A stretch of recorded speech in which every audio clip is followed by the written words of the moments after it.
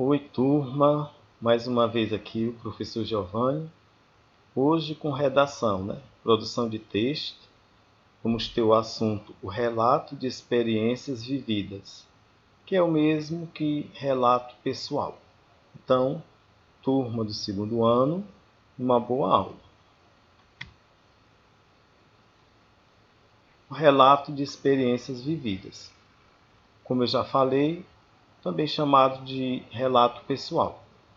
O relato pessoal é uma modalidade textual que apresenta uma narração sobre um fato ou acontecimento marcante da vida de uma pessoa.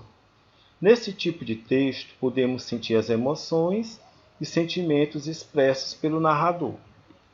Quando fala-se aqui narração, é contar algo. Note que, além de narrativo, o relato pessoal pode ser descritivo, com a descrição do local, personagens e objetos. Olha, narrar é contar um fato. Descrever, é você, quando o texto ele é descritivo, você vai dizer como se fosse um retrato. Você vai dizer o que há naquele lugar.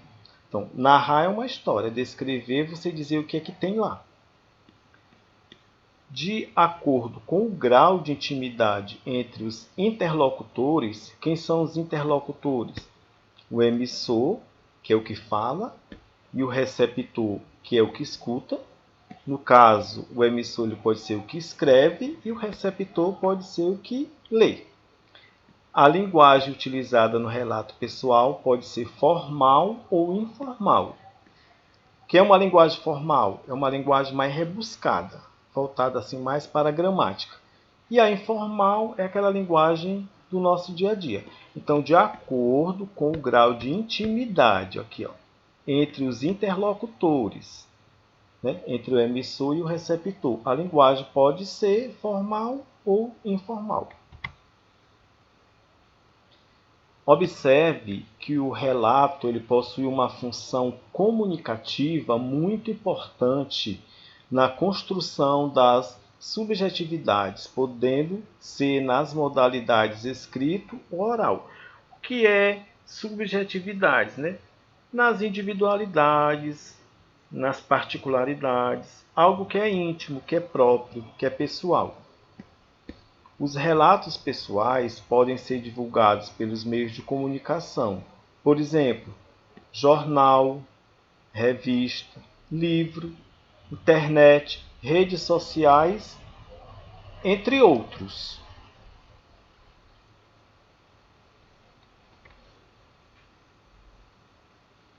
Relato oral e relato escrito. Ainda que sejam textos que possuam a mesma função comunicativa de relatar, ou seja, de relatar um episódio relevante da vida do protagonista, o protagonista é o narrador, é o que narra, é o que fala, é o que escreve, os relatos pessoais podem surgir de maneira oral ou escrita. O nome já está dizendo, oral falada, escrita é quando você escreve.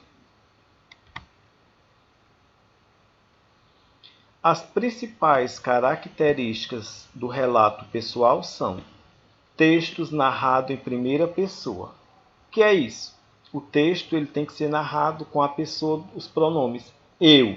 Se eu for contar uma história, eu vou dizer eu amanheci triste. Se for no plural, a gente tem que dizer nós estávamos. Então, os textos são narrados em primeira pessoa, eu ou nós. Verbos no presente e, em grande parte, no pretérito. Quando fala pretérito, nós estamos falando passado. Como você está narrando um acontecimento, você está relatando, então é algo que já aconteceu. Então, geralmente, os verbos vêm no passado. Ele tem um caráter subjetivo. Já comentei o que é essa subjetividade. É algo individual, é algo pessoal, é algo íntimo. É por isso que recebe o nome de relato pessoal. E as experiências são as suas experiências pessoais. E a presença de emissor, que é a pessoa que está narrando, e receptor vai ser a pessoa que está ouvindo. Ou a pessoa que está escrevendo e a pessoa que está lendo. A estrutura, como fazer um relato pessoal? Ainda que não exista uma estrutura fixa para produzir um relato pessoal, é essencial estarmos atentos a alguns pontos. Por exemplo, quem é o narrador que produz o relato? O que? Fato a ser narrado. Quando? É o tempo. Onde? O local que ocorreu. Como? De que maneira aconteceu o fato. E por quê? Qual o causador do fato. Então, a estrutura de um relato pessoal ele traz essas perguntinhas aí para a gente poder fazer ele bem organizado. O relato de experiências vividas ele traz um título, né, referente ao tema que será abordado, o tema que você vai delimitar, que é o assunto. O tema é o próprio assunto que será abordado no relato pessoal. Tem uma introdução, que é um pequeno trecho em que aparecem as principais ideias que se quer relatar. E o contexto, observe em que contexto se passa o relato que será narrado. O contexto é o cenário, o ambiente, né? O contexto sempre é o momento, a situação.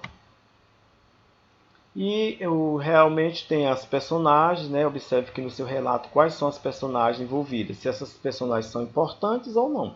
E o desfecho é aquela sequência que você vai apresentar, você vai fechar o seu relato. E o exemplo de um início de relato. Né? Ao receber a informação sobre a inscrição para a participação no concurso de produção de texto, fiquei, ó, quando eu disse fiquei é eu, fiquei passado. Então aí é um exemplo, né, que você pode pegar aí.